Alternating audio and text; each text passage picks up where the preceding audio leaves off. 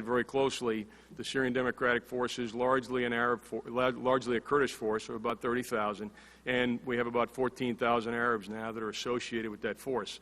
To put that in some perspective, last year at this time, we probably had a few hundred vetted Syrian opposition forces on the ground that we were supporting. So there's been a significant growth, 30,000 Arabs, 14,000 Arabs associated with them, and then 2,000 more vetted Syrian opposition that are actually working with us and the Turks along the Turkish-Syrian border. So the size of the force has grown, and we're going to try to grow it even more, even as we balance Turkish concerns about our support for the Syrian Democratic Forces.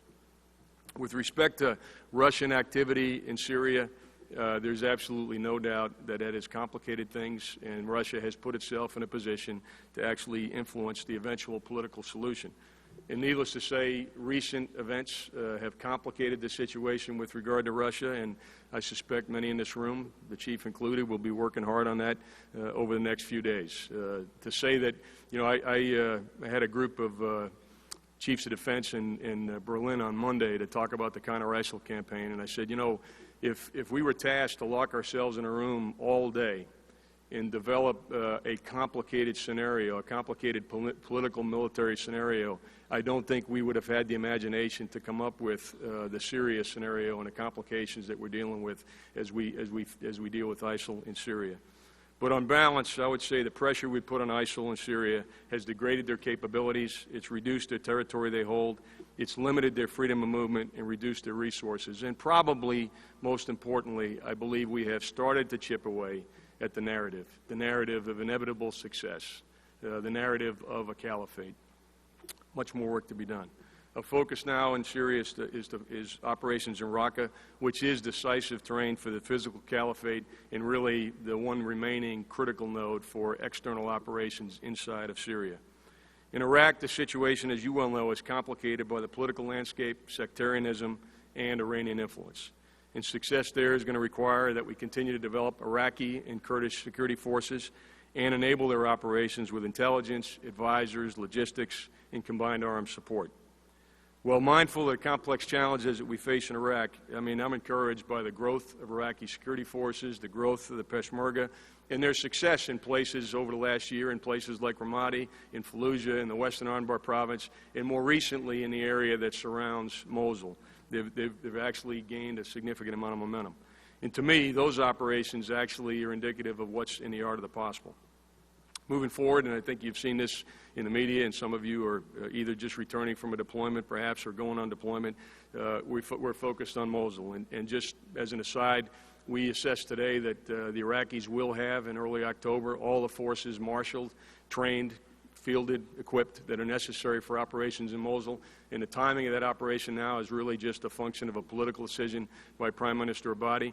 And we will be in a position to provide whatever support, whatever reinforcement those forces need in order to be successful. And again, I guess I'd wrap it up by saying I think it's indisputable that over the past year we have gained momentum, we have taken back significant territory, we have limited the enemy's freedom of movement, we have been able to get after some of the leadership, and we have chipped away at their resources.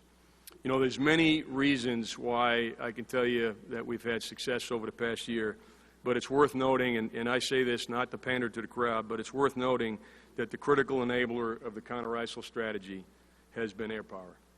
Since 2014, airmen have provided air interdiction, ISR, close air support, humanitarian assistance, and global reach to the campaign. It's been air power that has had the most devastating effect on the leadership, resources, and freedom of movement of ISIL. And it's also been the most important factor in supporting our partners on the ground. But victory in Raqqa and Mosul won't be the end. Figuratively speaking, it's the day after Mosul and the day after Raqqa that actually makes the difference. And of course, that's figuratively speaking for we're not going to be successful in defeating ISIL in either location unless the basic issues of governance are addressed. That will be how ISIL is defeated in the end in Iraq and Syria. But we will have done our part for the military to set the conditions where that can take place. And of course, we still have to deal with ISIL and other trans-regional threats from Southeast Asia to West Africa. And as you know, again, many of you involved in that, we do have forces deployed in West Africa. We're currently supporting operations in Libya. We have forces deployed conducting violent extremist operations in East Africa, as well as Afghanistan, and we're doing a significant amount of partnership capacity building in Southeast Asia. So the joint force, I mentioned the counter-ISIL fight to give you an update. That's front page above the fold, but the joint force is clearly decisively engaged in dealing with violent extremism. It is a trans-regional threat, and we are globally deployed to deal with that trans-regional threat. The challenge of violent extremism and those 4 state threats challenges that I mentioned earlier have a number of implications for the joint force. The first implication, in my view, is foundational, and that is we need a balanced inventory of capabilities with sufficient capacity that allows us to defeat and deter potential adversaries across the range of military operations. As a nation that, by definition, has to think and act globally, we don't have the luxury between choosing between a force that can fight ISIL and one that can deter and defeat a peer competitor. Nor do we have the luxury of choosing between meeting our current operational requirements and developing the capabilities that we need to meet tomorrow's requirements. And I think getting that balance right, getting that balance between meeting our current requirements and our future requirements will frankly define for all of us the next few years and probably one of the more important non-operational challenges that we have as a team. In this crowd, I don't really have to say much about fiscal uncertainty, and I suspect that's been the topic of discussion here over the last couple of days.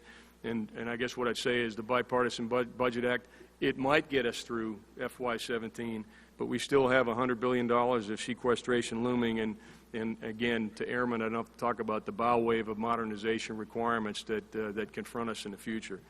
And we also have those readiness challenges I mentioned earlier in each of the services, and particularly in the Air Force, that are going to take some years to address. And I think predictable and sufficient funding is going to be important. And look, I'll carry that message tomorrow to the Senate Armed Services Committee, and the Chief carried it last week. But we're going to have to do more than buy hardware to get out of the trough that we're in. We're going to have to expend some intellectual capital and develop disruptive, innovative ways to meet our requirements. And the example that I use when I go around, I say, you know, since 2003, we have increased the ISR capacity available to the combatant commanders by 1,200%. Since 2007, we've increased the numbers of ISR platforms over 600%. And today, when we sit around with the operations deputies, the J3s of the world, and the combatant commanders, we're meeting somewhere less than 30% of their ISR requirements. That is a challenge we cannot buy our way out of. And I think we're going to have to think really hard about how do we collect, how do we analyze, and how do we disseminate information at the tactical, operational, and strategic level to feed decision-making. The problem we're confronted with is not how can we afford to buy more Predators. The problem we're confronted with is not how do we expand the enterprise as we know it. The problem we're confronted with is making decisions and ensuring that our leadership and our airmen have the information that they need to make decisions. So we just need to make sure as we go forward and we start thinking about prioritizing and allocating resources that we're actually shooting on the right target. And again, to me, shooting on the right target is decision-making, not more Preds. And I hope that is music to the ears of our airmen because, again, we've come to you time and time again to increase capacity. We'll increase 30 more caps, I think, across this fit-up. That'll take us from 60 to 90. And so then we'll be at 34% of what the combatant commanders say they need. Secretary James, I don't think that's probably the path that we want to be on. There's a lot of other examples, and I guess my real point is that the path we're on is not going to get us there. And to paraphrase Winston Churchill, ladies and gentlemen, we're out of money. We have to think. A second implication is the need for us to consider how to most effectively use the military instrument of national power to address today's challenges. You know, I believe we need to develop more effective methods to what we've seen of Russian behavior in Crimea, the Ukraine, and Georgia, what we've seen of China in the South and East China Sea, what we see out of Iran across the Middle East. Each of those nations in different ways, you know, fully leverages economic coercion, political influence, unconventional warfare, information operations, cyber operations to advance their interests. And they do it in a way that they know we don't have an effective response. And I refer to that dynamic as adversarial competition with a military dimension short of armed conflict. I'll say it again, just adversarial competition with a military dimension short of armed conflict.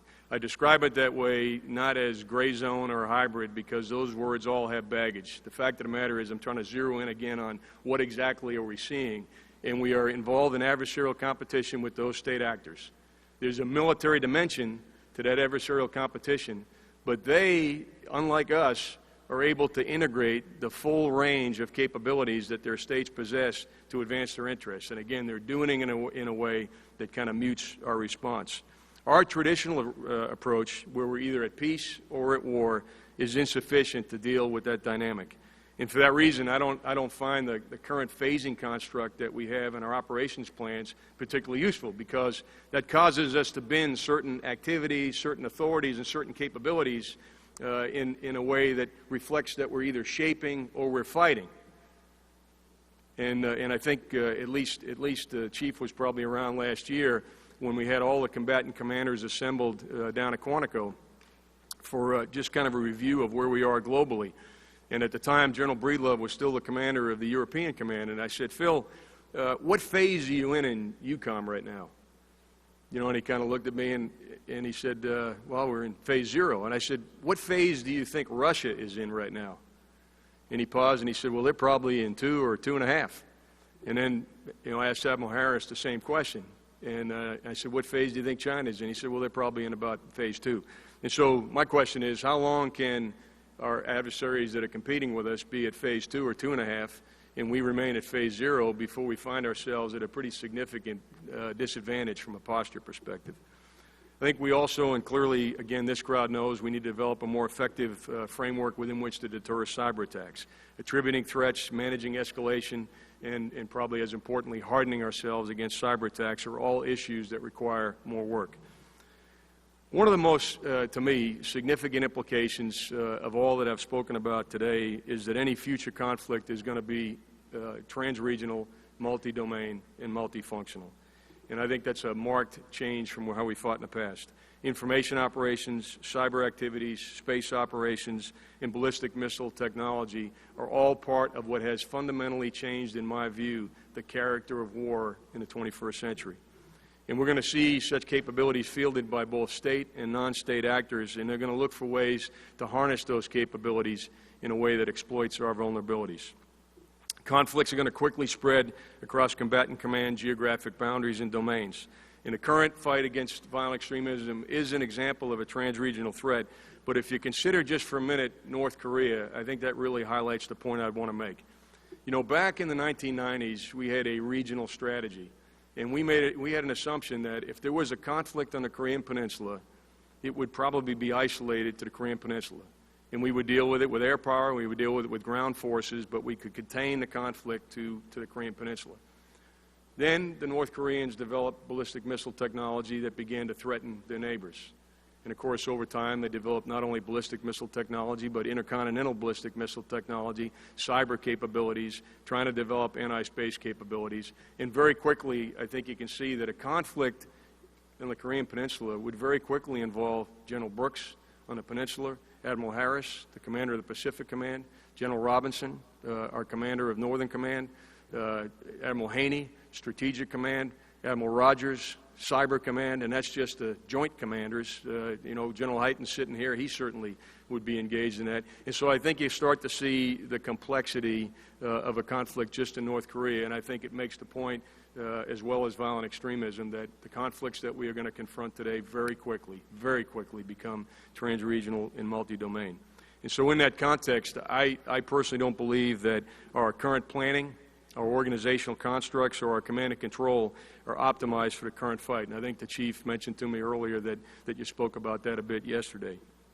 Today, you know, our planning construct is actually focused on that regional strategy we had in the 1990s. And so today, if we buy into the assumption that any future conflict be trans-regional, multi-domain, it makes sense that our strategic framework would change, and we're working on that right now. Today, in operations, as well as kind of planning regionally, in